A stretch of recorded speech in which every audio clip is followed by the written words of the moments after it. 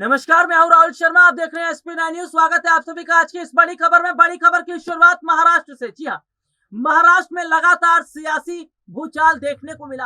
लगातार महाराष्ट्र के सियासी गलियारों में चर्चाएं कई नामों को लेकर हो रही थी और ऐसे में महाराष्ट्र में भूचाल दोबारा मच गया है। संजय राउत को ईडी का समन जारी हो गया। जी हां, जमीन घोटाले मामले में संजय राउत को ईडी का समन जारी होने के बाद उद्धव ठाकरे की नींद उड़ गई है। उद्धव ठाकरे परेशान होते नजर आ रहे क्योंकि उन्हें डर है कि कहीं अगला नंबर ठाकरे परिवार का तो नहीं है, कहीं अगला नंबर ठाकरे परिवार पर तो दिखता नजर नहीं आएगा। लेकिन इन सब के बीच में राज ठाकरे का जिक्र कर रहा हूं। राज ठाकरे का जिक्र करना जरूरी है। राज ठाकरे ने बीजेपी के कहने पर महाराष्ट्र में खूब हो हल्ला किया।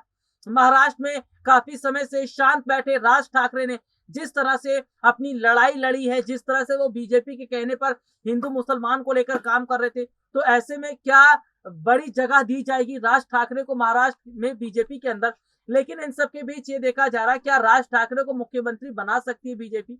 हालांकि ये बात इसलिए कही जा रही है क्योंकि राज ठाकरे लगातार हिंदुत्ववादी की बात करते रहे।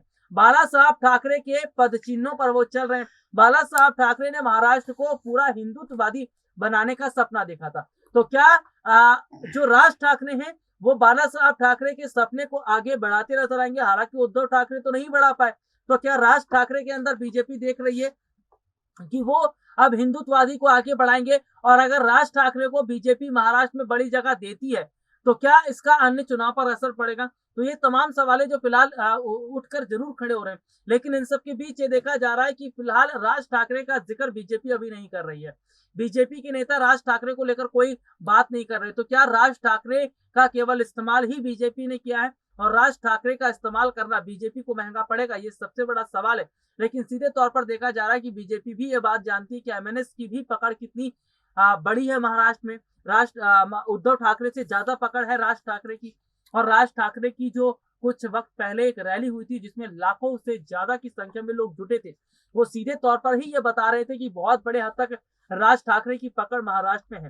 तो ऐसे में बीजेपी राज ठाकरे को क्या जिम्मेदारी देगी या राज ठाकरे अब बीजेपी के खिलाफ बगावत कर सकते हैं जैसे उद्धव ठाकरे कर रहे हैं। और यहाँ पर सवाल ये भी खड़ा हो रहा है क्या उद्धव ठाकरे से हाथ मिलाएंगे राज ठाकरे।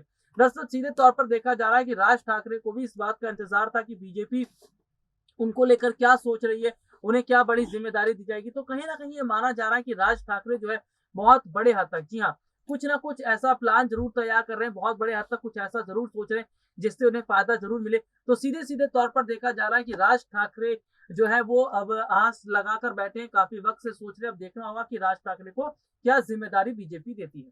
आज के लिए इतना ही। आपसे फिर दोबारा मुलाकात होगा, तब तक ले जा दीजिए, नमस्कार।